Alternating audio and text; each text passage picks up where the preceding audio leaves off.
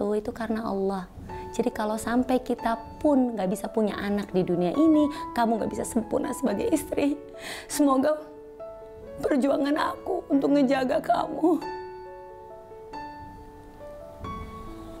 dapat menjadi saksi nanti di yaumul akhir.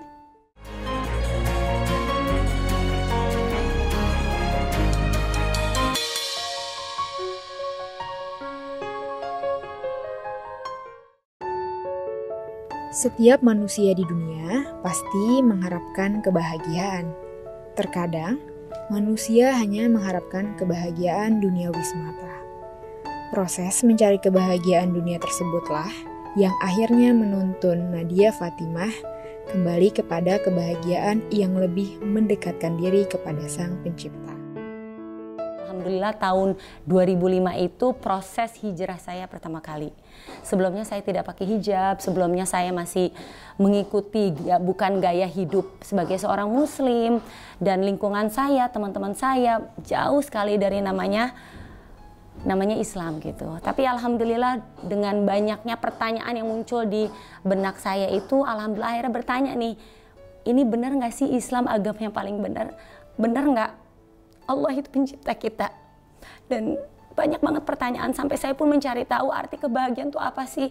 Saya belum tahu tuh bahagia itu apa.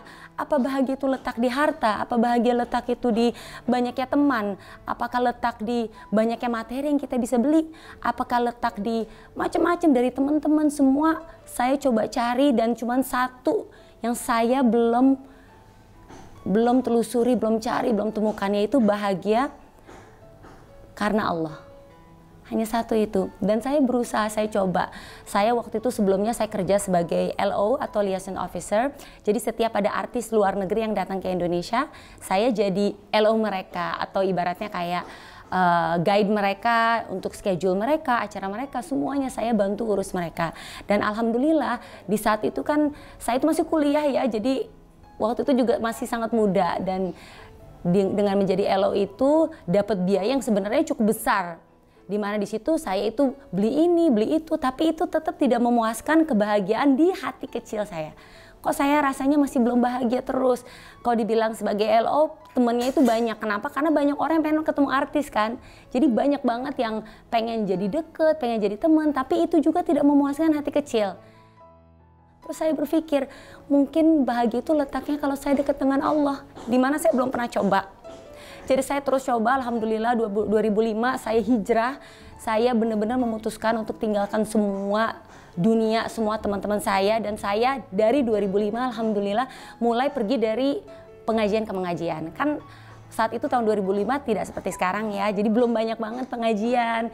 Di situ baru ada dari pengajian dari masjid ke masjid, dari satu tempat mungkin 1 bulan sekali pengajiannya. Dan alhamdulillah banget saya ketemukan dengan orang-orang yang Masya Allah luar biasa, yang benar-benar memantapkan hati saya untuk kembali kepada Allah, memantapkan hati saya untuk memakai hijab, memantapkan hati saya untuk balik lagi ke syariat-syariat Islam. Alhamdulillah.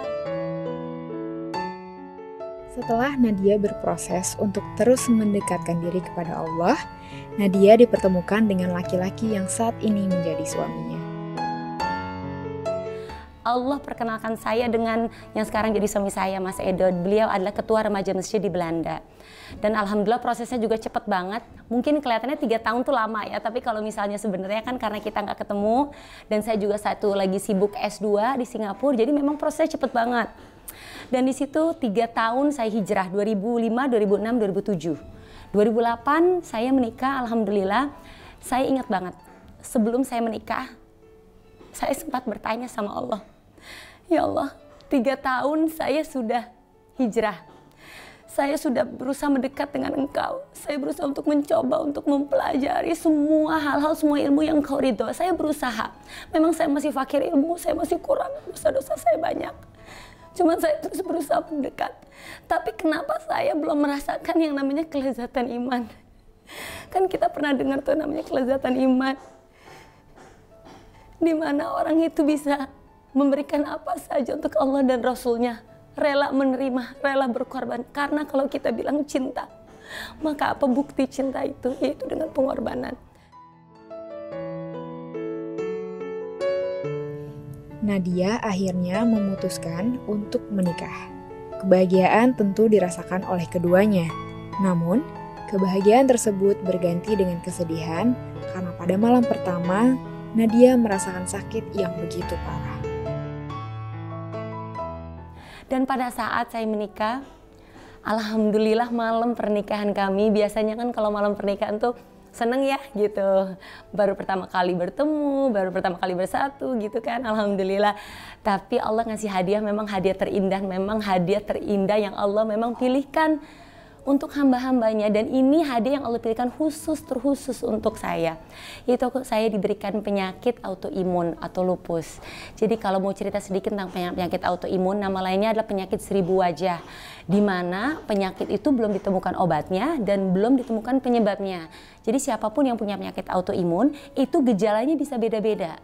Nah, saya saat itu gejalanya dari malam saya nikah itu demam tinggi, rambut saya rontok, sampai kaki saya tuh sakit, sendi-sendi sakit, subhanallah. Dan Masya Allah saya merasakan kesakitan yang luar biasa. Sehingga malam itu tidak malam pertama kan, karena memang saya sakit saat itu. Ternyata 2 minggu setelah pernikahan, kesehatan saya tambah buruk terus. Sampai akhirnya saya itu nggak kuat lagi, HB saya udah rendah sampai HB saya 6. Dan saya akhirnya ke dokter. Dan pada waktu saya ke dokter, disitulah seminggu diopname dan diketahui bahwa saya memiliki suatu penyakit, namanya adalah autoimun atau nama penyakitnya adalah lupus. Nadia dikejutkan dengan fakta pahit yang harus ia terima. Dokter memvonisnya karena sakit lupus yang tidak bisa disembuhkan selama hidupnya. Dan dokter memvonis bahwa ini kemungkinan besar bisa lumpuh seumur hidup. Lumpuh seumur hidup nggak sekedar lumpuh, tapi dari perut ke bawah saya nggak bisa ngerasain apa-apa. Otomatis saya nggak bisa berhubungan dengan suami saya, otomatis saya nggak bisa punya anak, dan lain-lain. Dan di situ saya cukup kaget, betul sebagai manusia biasa saya kaget banget. Dan saya cuma menelah, ya Allah, hikmah apa yang akan Engkau berikan untukku? Itu cuma pertanyaanku. Bukan alhamdulillah, bukan kenapa aku, tapi aku mikir, hikmah apa yang Kau berikan? Karena aku tahu aku tuh pendosa. Aku tahu aku pendosa. Jadi kalau Allah ngasih ujian ini, pasti insya Allah ada kebaikan. Dan kebaikan itu nggak mungkin peningkatan derajat. Karena aku saat itu tidak berada di jalannya Shiratal Mustaqim. Bukan berada di jalan yang lurus. Saat itu sebelum tahun 2005 itu banyak dosa-dosa yang saya lakukan. Bahkan sampai sekarang masih banyak dosa yang saya lakukan. Tapi saya tahu bahwa insya Allah, bismillah, ini jadi penggugur dosa. Mudah-mudahan jadi penggugur dosa kalau saya itu sabar. Kalau saya sabar. Dan Masya Allah, di saat itu pulang dari dokter, saya tanya sama suami saya, Mas Edo, kan udah denger nih kata dokter seperti apa, kemungkinan saya itu nggak bisa punya anak. Kemungkinan saya nggak bisa sempurna sebagai seorang istri.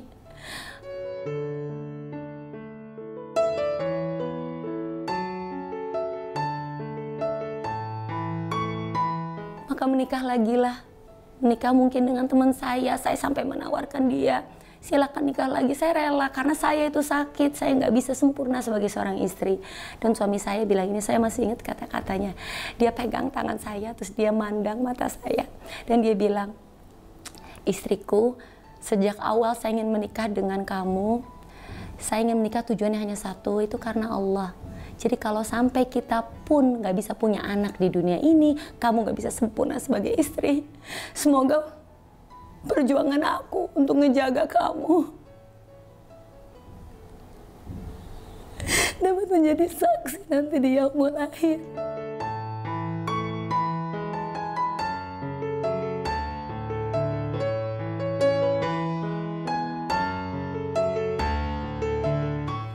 Allah berikan sakit, tapi Allah berikan suami yang gak ninggalin aku saat itu.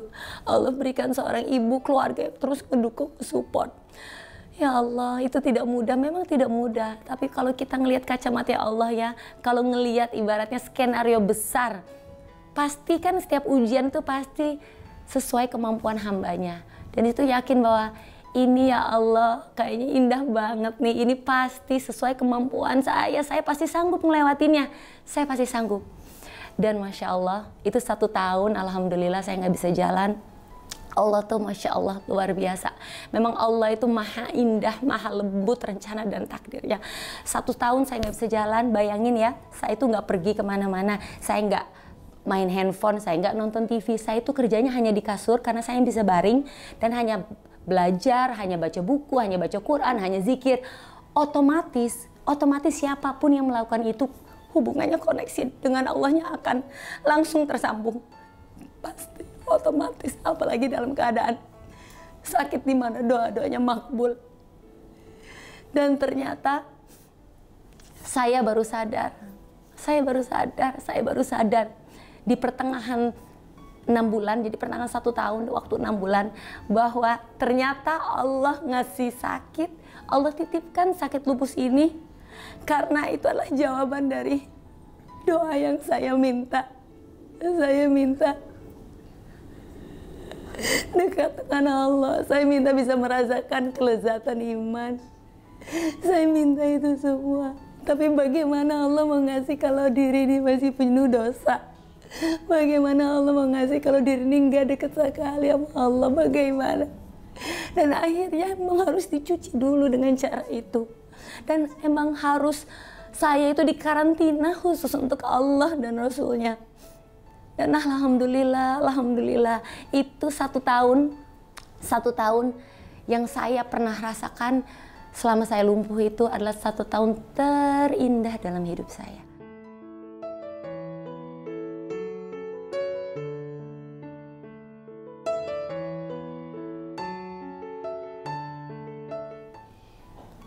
Jadi kalau alhamdulillah diuji, pasti Allah menginginkan suatu kebaikan untuk kita.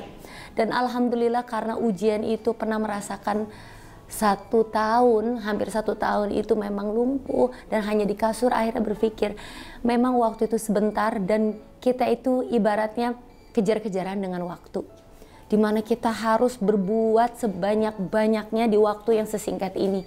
Waktunya cuma sebentar. Ibaratnya kalau kita bisa minta waktu orang, maka saya juga akan minta waktu orang untuk nambah waktu untuk bisa beramal soleh, berbuat baik, untuk terus. Kenapa? Karena kelak, saya itu sering berpikir kelak di yaumul akhir, saat saya bertemu Allah, Rasulullah SAW, apa yang saya bisa berikan untuk saya tukarkan? Apakah ujian yang dulu Allah kasih? Belum tentu Allah ridha, belum tentu saya saat itu bersyukur dan bersabar. Apakah semua langkah-langkah saya yang saya berusaha ke kajian ilmu untuk mendekat kepada Allah, untuk mengenal Rasulullah SAW, apakah yang diterima? Belum tentu. Karena saya nggak tahu yang mana yang diterima, saya harus berbuat sebanyak-banyaknya agar itu dapat Allah ridhoi, itu yang dapat Rasulullah SAW ridhoi dan mereka terima di sisi mereka.